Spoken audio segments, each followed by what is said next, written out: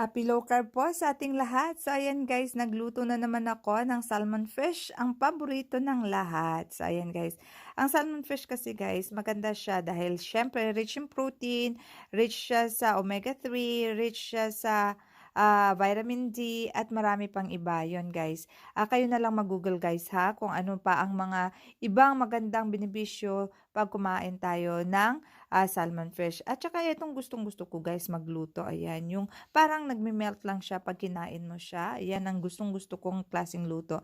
At eto guys, syempre hindi mawawala ang ating talong. Ang talong na yan guys, ang ginamit ko, nag-bake ako tapos yung ano tawag nito, yung fat ng aking manok na binake ko, yan diyan nilagyan ko po siya ng konti ang aking ang talong na yan bago ko siya i-bake ko, 'di ba? Ang ganda ng kanyang pagka-bake. At saka syempre ang ating broccoli naman ay syempre ni-boil ko lang siya guys, at saka yung kanyang tangkay na yan guys, kailangan pwede natin yan makain. Tanggalan lang natin siya ng balat kasi yung balat lang naman ng medyo matigas. At saka boil na natin, kailangan crunchy siya guys, para syempre mas masarap kainin. So ayan lang guys, ang ating low carb meal sa ngayon. Happy low carb and enjoy the benefits.